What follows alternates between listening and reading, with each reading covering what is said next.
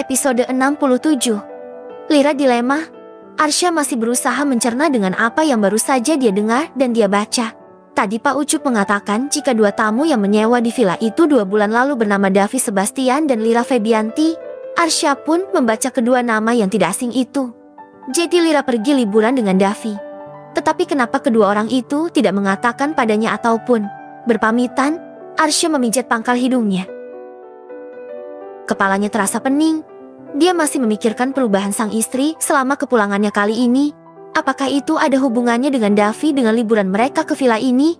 Apakah adik sepupunya itu tahu ada apa dengan istrinya? Besok aku akan tanya sama Davi. Mungkin Lira sedang banyak masalah, tapi dia tidak mau cerita sama aku. Kalau dia mengajak Davi untuk liburan ke sini, ataukah ada sesuatu di antara mereka berdua? Misalnya mereka berdua membohongiku dan menjalin suatu hubungan di belakangku. Pria itu langsung menggeleng cepat, menepi segala perasaan aneh yang tiba-tiba hadir di hatinya. Tidak mungkin kan kalau keduanya memiliki hubungan khusus? Davi adalah adik sepupunya yang selama ini sangat ia sayangi. Tidak mungkin kalau Davi sampai menusuknya dari belakang. Akhirnya malam itu Arsya hanya bisa merenungi keadaannya sendiri. Bahkan ponselnya dia matikan sejak pagi tadi dia pergi meninggalkan rumah. Arsya hanya ingin menguji Lira. Apakah wanita itu mencarinya atau tidak? Arsya berharap dia segera tahu apa yang membuat Lira sikapnya berubah seperti itu. Ataukah karena memang sudah ada pria idaman lain, atau karena dirinya selama ini jarang ada untuk istrinya itu. Lira melihat jam di dinding sudah menunjukkan pukul 10:30 malam. Dia tidak mendapati Arsya di rumah ketika pulang dari apartemen Davi tadi. Padahal rencananya Lira ingin mengajak Arsya jalan-jalan akibat kesal dengan Davi yang bertindak semena-mena terhadapnya. Namun, ketika pulang ke rumah, Arsya belum pulang. Lira menunggu Arsya sampai makan malam, tetapi suaminya itu tidak kunjung pulang juga. Bahkan sekarang sudah hampir tengah malam Arsya sama sekali tidak menghubunginya. Kenapa Lira tidak meneleponnya saja ya? Jujur wanita itu merasa jika suaminya itu sedikit aneh.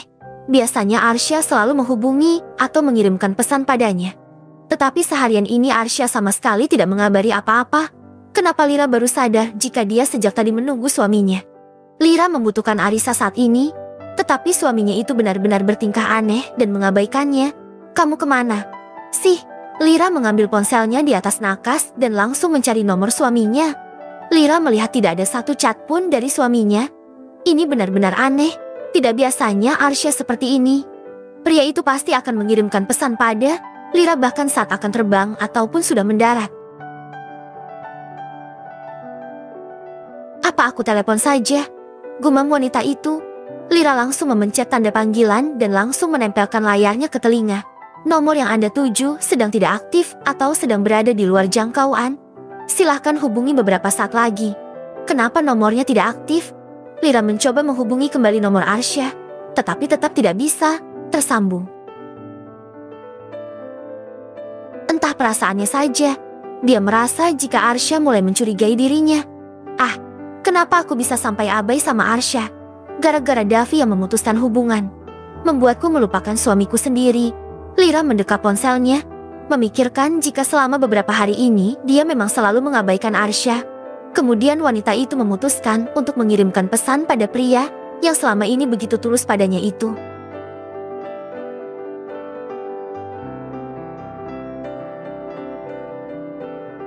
Mas, kamu kemana?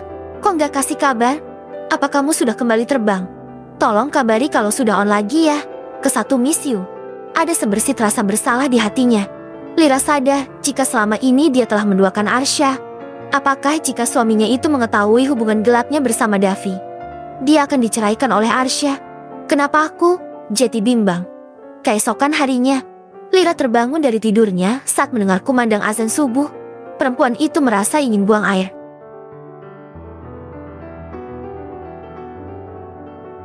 Setelah menyelesaikan pekerjaannya di kamar mandi, wanita itu melihat ponselnya.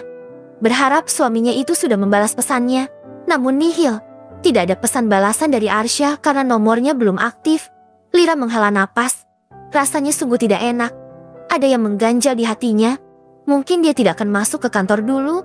Bukankah Davi sudah menyuruhnya resign dari perusahaan? Seperti biasa, Keadaan kantor selalu heboh semenjak Davi mengumumkan bahwa pria itu akan menikah dengan staf karyawan di perusahaannya sendiri. Kalau seperti ini rasanya Dara ingin berhenti saja. Sejujurnya dia tidak bisa tenang bekerja dengan menjadi bulan-bulanan para sahabatnya di kantor. Dara, lo pakai apa sih bisa bikin Pak Davi klepek-klepek gitu? Ajarin dong.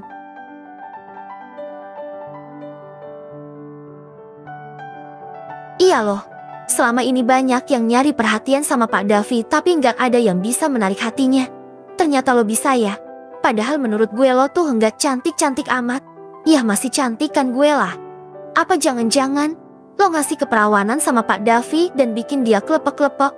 BRAK. Dara menggebrak mejanya. Rasanya sudah habis kesabarannya jika dia selalu diejek seperti itu. Dikira gampang apa jadi calon istrinya Cheo? Nyatanya Dara malah sering mendapatkan perlakuan tidak baik dari para karyawan wanita lain. Punya mulut tuh dijaga. Kalau kalian menghina gue seperti itu, berarti kalian juga udah menghina Pak Davi. Jangan sampai omongan kalian pada nyampe di telinga Pak Davi. Ya, mau dipecat secara tidak terhormat. Dara menunjuk 3 perempuan yang mendatanginya di pantry itu. Sejak seluruh karyawan tahu jika dia menjadi calon istrinya CEO mereka, Dara kerap sekali dibully para fans fanatik calon suaminya itu. Hahaha, masa sih? Gue nggak takut sama ancaman lo. Paling juga Pak Davi cuma kasih peringatan dan nggak akan berani keluarin kita-kita. Karena kita lebih senior dibanding lo. Dara mengepalkan tangannya. Ingin sekali dia menyumpal mulut para wanita yang banyak bicara itu. Lihat saja, gue akan madu sama Davi.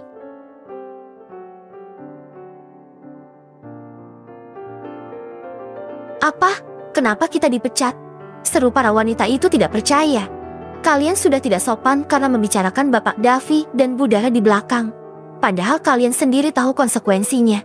Jadi terima pesangon kalian dan silakan keluar dari perusahaan ini. Dara tersenyum angkuh sambil menaikkan dagu saat melihat ketiga orang itu menangis karena pemecatan yang diterima. Hahaha, makanya jadi orang tuh kalau ngomong pakai otak. Apa mulut kalian itu nggak pernah disekolahin? Seenaknya jidat ngatain orang. Seru Dara bersedekap dada. Enak saja mengatai Dara menyerahkan kesuciannya hanya demi agar menjadi istri Davi. Padahal mereka tidak tahu saja jika Davi membayar Dara hanya untuk menjadi istrinya. Bersambung.